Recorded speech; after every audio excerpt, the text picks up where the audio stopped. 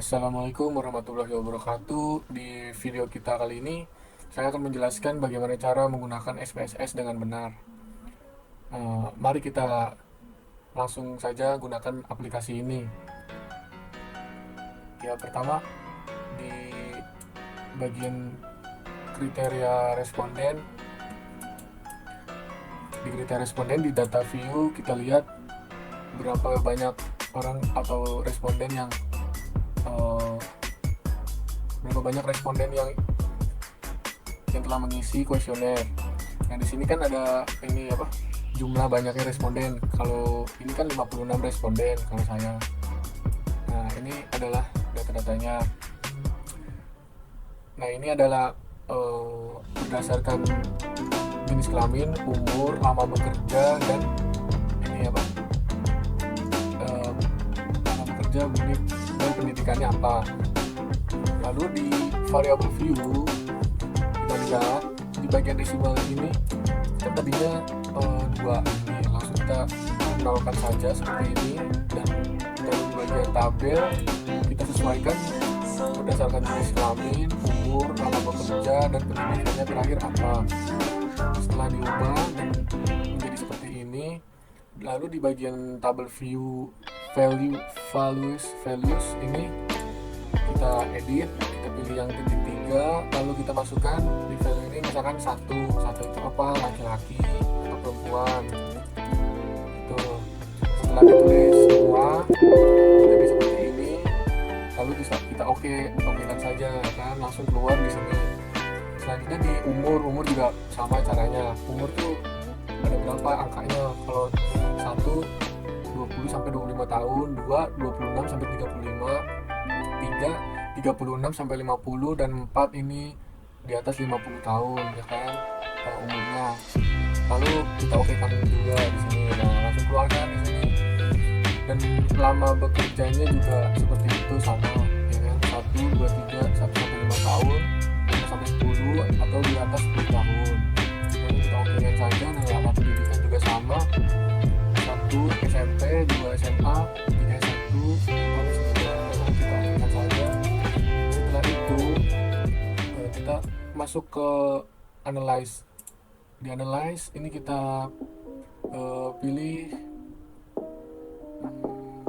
ini deskriptif berdasarkan frequency. Kita masukin saja nih semuanya.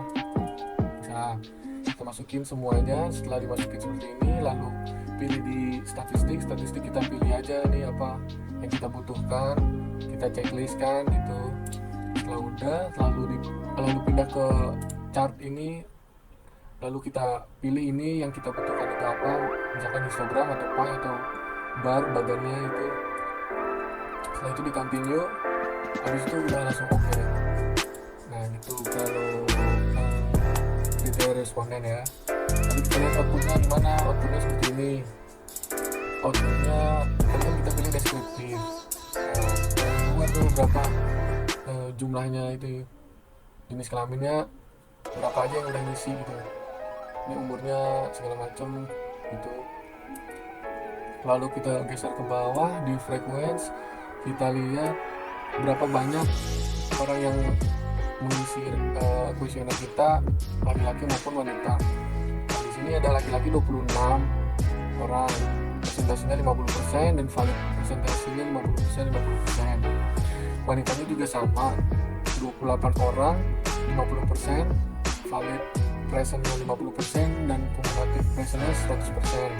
Total kalau benar mengisinya pasti jumlah respondennya sama seperti ini ya, 56, presentnya 100%. Lalu di umur juga sama nih, 20 sampai 25 tahun, berapa orang yang sedang ngisi, 21 orang, presennya berapa, 37,5, valid presentnya 37,5, dan kumulatif presentnya 37,5 nih, begini sama ke bawahnya. Terus total ada 56 responden ya kan, pasti 56 responden ya kan. Lalu di lama bekerja juga sama, ada berapa orang sih yang terbanyak, 1 sampai 5 tahun lama bekerjanya, ada 26 orang. Seterusnya ke bawahnya seperti itu. Di total pasti 56, di pendidikan juga sama seperti itu. Nah, output kriteria responden langsung di X1 nya. Kalau di saya X1 nya itu perencanaan kartu manifest. Nah di sini SPDC ini kita lihat nih ada berapa jumlah respondennya, bisa ditaruh di sini. Jumlah responden itu yang mendaftar ya kan, ada 56 responden. Dan kalau yang ini yang VAR 0001 ini adalah butir-butir pertanyaan nih, pertanyaan sampai 10 pertanyaan. Angka-angka ini ada dari hasil tabel tabulasi yang sudah dibuat di Excel. Nah, lalu di variabel value-nya kita ubah juga nih desimal, lalu kita ubah ke 0 semuanya.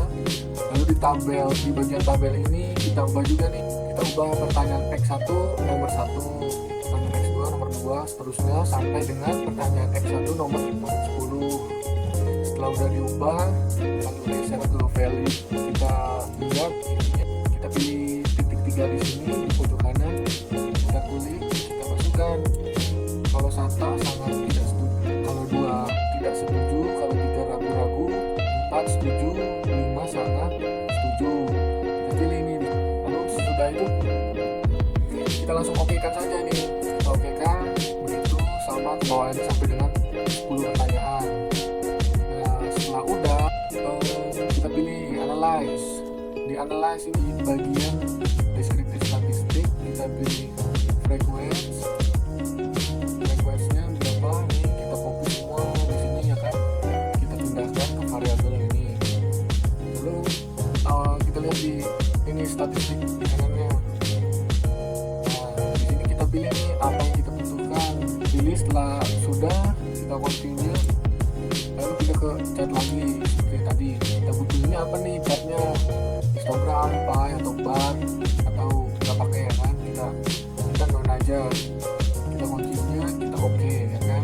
Lalu setelah di oke, keluarlah ini output daripada X1 ini deskriptif ya kan. Pertanyaan 1 sampai dengan 10 ada berapa yang sudah mengisi, ada 56 orang sesuai dengan responden saya 56. Lalu di frekuensi di pertanyaan 1 nomor 1, pertanyaan X1 nomor 1, yang setuju ada berapa orang? 4 orang. Tidak setuju ada 16, ada ragu-ragu ada 14, setuju ada 14, sangat setuju ada 8. Lalu di totalnya ketahuan di sini ada 56 jumlahnya. Yang ini 56 ini adalah respondennya. Lalu pertanyaan X1 nomor 2 sama seperti itu. Kalau ini kan ada sangat tidak setuju, yang milihnya ada 4 orang. Nah kalau ini kan nggak ada nih sangat tidak setuju, langsung ke ragu-ragu, setuju, sangat setuju ada 4 orang, di ragu-ragu setuju ada 32, sangat setuju ada 20 orang. Kita jumlahkan di sini ada 56. Selanjutnya di pertanyaan X1 nomor 3 seperti itu semua juga sama seperti pertanyaan X1 nomor 1 dan seperti itu sampai dengan pertanyaan X1 nomor 10. Selanjutnya di variabel X2. Variabel X2 adalah, kalau di saya itu pengendalian keterlambatan barang impor. Sama juga di bagian data view, setelah udah di copy semua ini data-datanya dari tabel tabulasinya, lalu kita pindah ke variabel view. Variabel view juga sama, di bagian kolom desimal kita nolin semuanya seperti ini.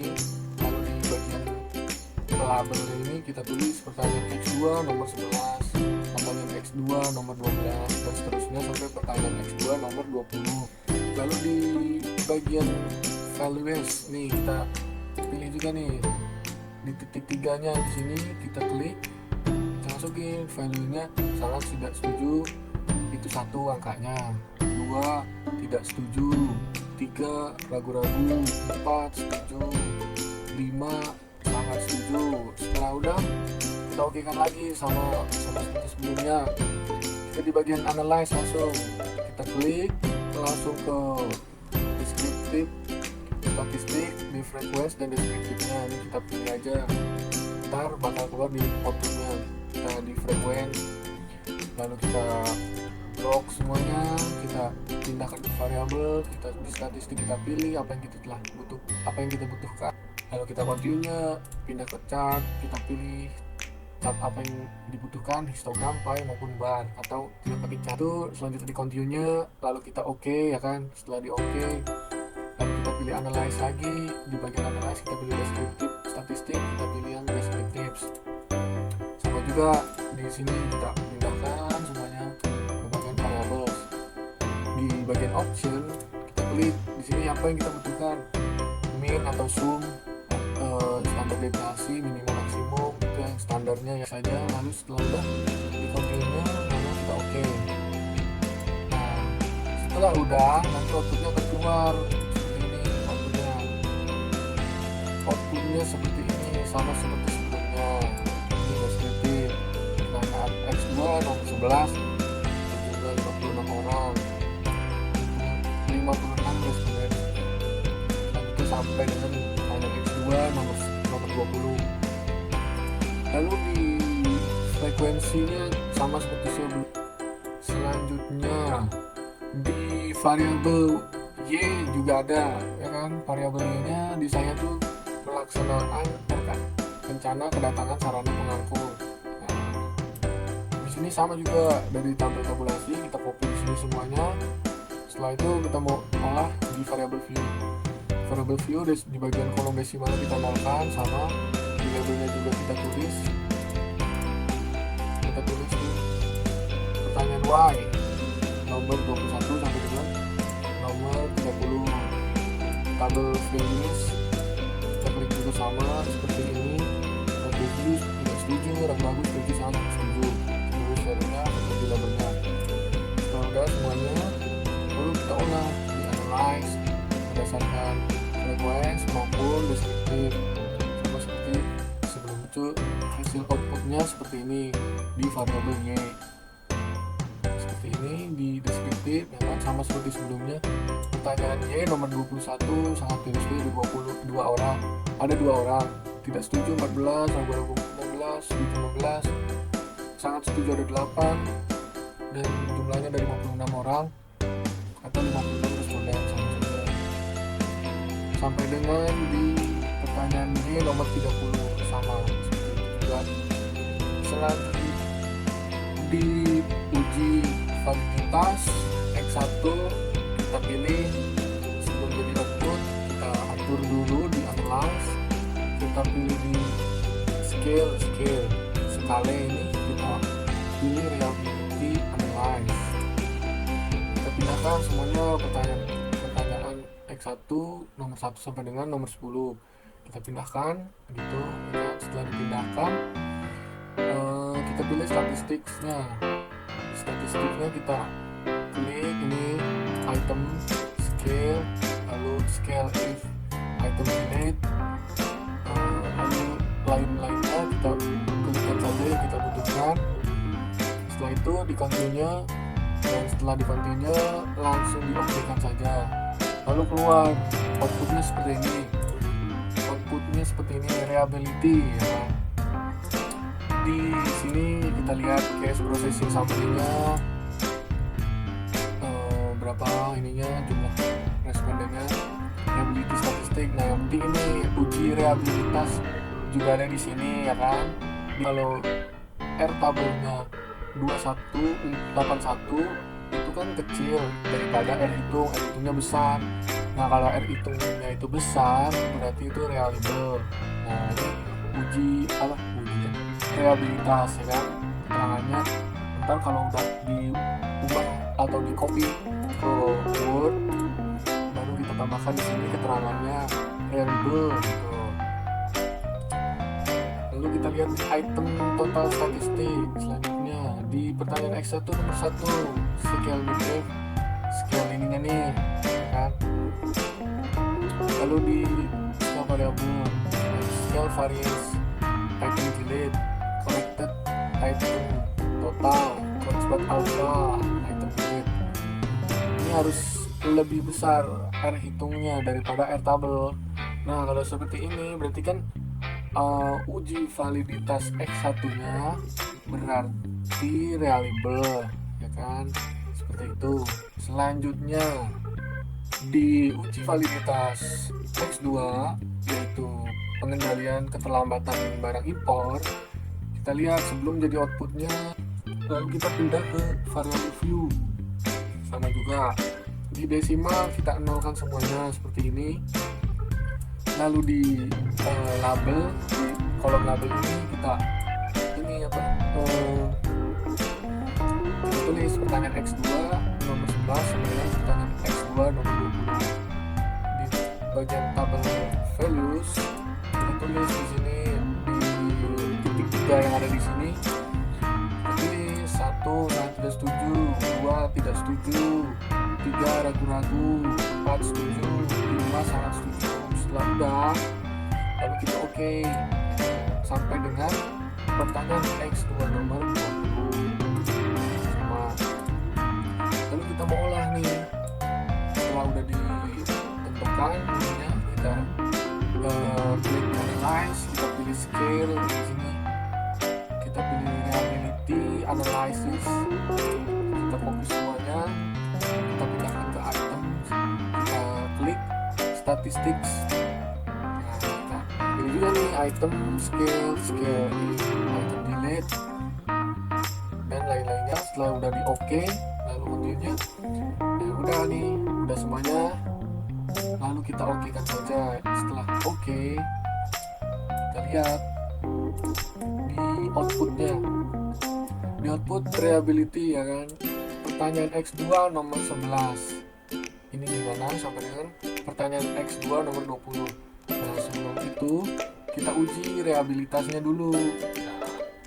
R tabel dengan R hitung itu harus lebih besar agar reliable daripada R tabel ya kan. Lalu kita lihat juga sama di item total statistik. Di sini kita lihat di corrected item total ini harus lebih besar R hitungnya daripada R tabel agar bisa dikatakan valid seperti itu. Selanjutnya di uji validitas Y, sama juga seperti sebelumnya. Untuk bisa mengolah ini regresi maupun korelasi, kita lihat di sini X1, X2 dan Y-nya ini adalah jumlah daripada total yang ada di tabel tabulasi. Setelah udah dipindahkan, lalu ke di variable view sama juga di bagian name-nya ini kita X1, X2 dan Y, desimal di kolomnya kita tulis 0 aja di sini 0. Lalu di bagian labelnya untuk bisa mempermudah kita tulis aja X1 ini apa, perencanaan lagu manifest, X2 apa, dan Y-nya apa, laksanaan RKSP. Setelah udah, lalu kita pilih ke analyze. Di analyze kita pilih di regresinya apa, linear itu ada linear sederhana, regresi linear sederhana dan regresi linear berganda. Kalau yang sederhana di variabel dependent kita masukin saja pelaksanaan RKSP dependent karena recap variabelnya masukin, dan lalu independentnya variabel bebasnya apa, X1 nya apa, perencanaan lagu manifest. Setelah udah seperti ini kan regresi linear sederhana, kita masukin lagi di statistiknya kita maunya apa nih, regresi koefisien yang kita butuhkan ini apa, kita tulis di, misalkan saya masukkan di Durbin Watson, lalu kita continue. Lalu setelah itu di bagian plots, nah ini apa nih, the average ID itu di bagian Y, variabel Y, dan z rate ini di bagian X. Nah, setelah seperti ini, lalu di standar residual plotnya yang kita butuhkan apa, tabelnya apa, bagiannya apa, histogram atau normal probability plot. Setelah udah, lalu kita continue, lalu kita pilih semua, lalu kita oke. Nah, ini oke. Setelah di oke, lalu kita ke analyze lagi. Tadi kan regresi linear, sekarang ke korelasi kita pilih ke bivariate. Di bivariate kita regresi sederhana dulu, korelasinya sederhana dulu, habis itu ntar berganda. Kita klik to tail.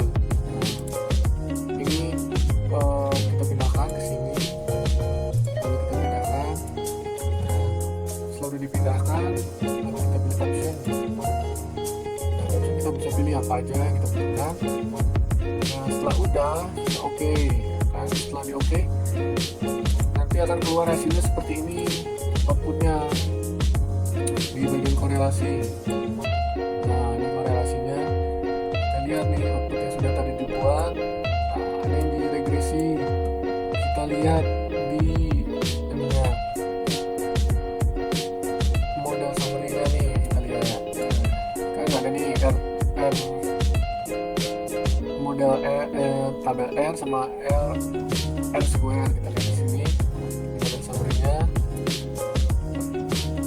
kita lihat di tabel menu file berapa ya kan, X2 terhadap Y ini berapa. Selanjutnya di koefisiennya kita lihat di semua di sini, X2 nya terhadap variabel dependen pelaksanaan RKSP.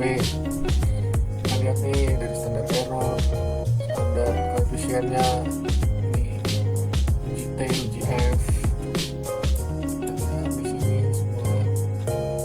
Lalu di bawahnya juga ada nih, kan tadi dipilih chartnya histogram kan.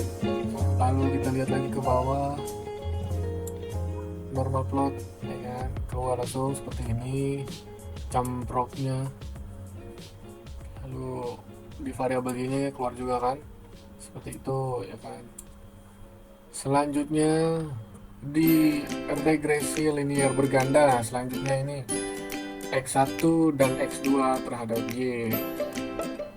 Kita pilih lagi di analyze-nya, di bagian korelasinya, di variate kita klik, kita pindahkan semuanya ya kan, ke sini. Setelah udah, lalu kita klik detail, lalu kita oke. Nah nanti akan keluar seperti ini ya kan, korelasinya, output daripada X1 dan X2 terhadap Y. Nah seperti ini korelasinya, hubungannya, penandatanganan kargo manifest, pengendalian keterlambatan barang impor, dan pelaksanaan RKSP. Ini gimana korelasinya, hubungannya. Kita lihat di sini pengendalian keterlambatan barang impor, yang berarti 999 ini lebih besar daripada tabel. Lalu di pelaksanaan RKSP nya 964 lebih besar daripada yang ada di tabel. Nah ini seperti ini angkanya, detail ya kan, detail. Nah, seperti itu. Selanjutnya di regresi linear berganda X1 dan X2 terhadap Y, kita masukkan lagi di analyze, lalu kita pilih ke regression linear, klik, kita masukkan variabel dependennya, itu pelaksanaan RKSP dependennya. X1 ini pelaksanaan kargo manifest, dan X2 nya kemudian keterlambatan, kita masukin di independennya. Lalu kita pilih lagi di statistiknya, kita maunya apa yang kita butuhkan. Kita butuhkan misalkan Durbin Watson. Lalu kita oke. Di tabel plot kita klik saja ini ZRES ID, kita dipindahkan di Y. Lalu ZRES ini kita pindah di X. Lalu kita klik lagi di standar residualnya, histogram sama normal probability plot. Lalu kita continue. Lalu kita okekan saja jika sudah selesai. Lalu keluarlah ini hasil daripada outputnya, regresi linear berganda. Nah seperti ini ya. Di uji T X1 terhadap Y, kita lihat cara pengujiannya itu seperti ini. Kita lihat saja di bagian ini, koefisien, tabel koefisien ini. Uji T itu kan ada variabel X1 terhadap Y, variabel X2 terhadap Y. Nah, itu sama ada. Lalu kita lihat juga di sini cara pengujiannya. Di Einstein koefisiennya kita lihat ini kan 1,187, standar 0,45, dan di bagian beta ini 0,964. Dan lalu kita lihat di tabelnya dengan jumlah responden 56 di sini, di 0,05 di tabel T. Di sini kita lihat berapa, 1,67252, yang berarti variabel X1 terhadap Y dengan menggunakan batas signifikan 0,05 memperoleh korelasi angka T hitung itu 26 yang ada di sini 26.658. Itu lebih besar daripada R tabel 0,05 yang tadi sama dengan respondennya 56, yaitu 1.67252, dan angka signifikannya 0,000 itu lebih kecil dari 0,05. Maka H0 diterima dan HA ditolak karena X1 berpengaruh secara parsial dan signifikan terhadap Y, yaitu uji T X1 terhadap Y. Selanjutnya di uji T X2 terhadap Y, kita uji dulu uji T-nya. Kita lihat di variabel X2 nya menjadi keterlambatan bagi import. Harus di tabel koefisien ini 0,961, standar errornya 0,10 dan betanya 0,997, dan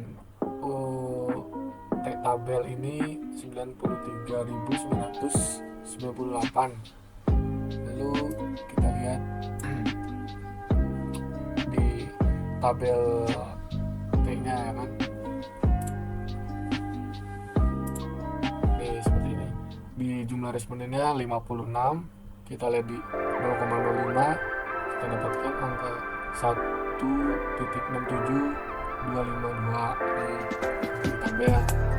Lalu kita uji berdasarkan data SPSS variabel Y terhadap variabel X2 terhadap Y dengan menggunakan data signifikan 0,05 memperoleh korelasi angka T hitung. T hitungnya berapa nih tadi? 93.998. T hitungnya itu kan lebih besar daripada R tabel. R tabelnya itu angka signifikannya 0,05 di jumlah responden 56. Nah ini yang ada di tabel tadi yang saya sebutkan 1,67252, dan angka signifikannya itu 0,000 itu lebih kecil daripada 0,05. Maka H0 diterima dan HA ditolak karena X2 berpengaruh secara parsial dan signifikan terhadap Y. Selanjutnya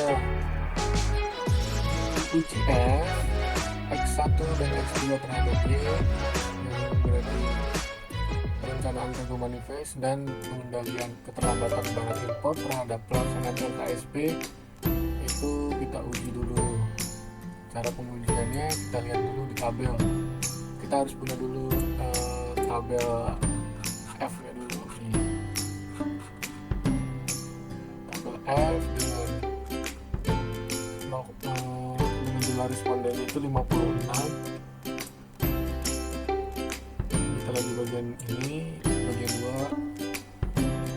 Nah, kita lihat dulu nih. F hitungnya berapa? F hitungnya kan 8.005. Kita lihat juga di sini.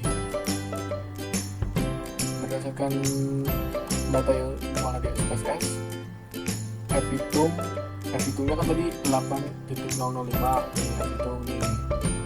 Itu lebih besar daripada F tabel. F tabelnya kita lihat di ini kan 2 ini dari sini, ini 2 di kolom 2.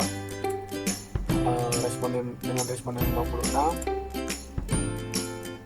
dan angka signifikannya 0,05 yang berarti 3,16 ya kan, 3,16 benar di bawah sini kita lihat 3,16 yang berarti maka H0 ditolak dan HA diterima karena membuktikan variabel pelaksanaan LKSP yaitu Y dengan perencanaan M1 dan pengendalian S2 secara bersama-sama mempunyai pengaruh yang signifikan terhadap pelaksanaan RKSP. Nah, begitulah penjelasan lengkap cara menggunakan SPSS versi 16 ini, mulai dari kriteria responden sampai dengan uji T, uji F. Nah, sekian hasil video kita hari ini. Kurang lebihnya mohon maaf. Wassalamualaikum warahmatullahi wabarakatuh.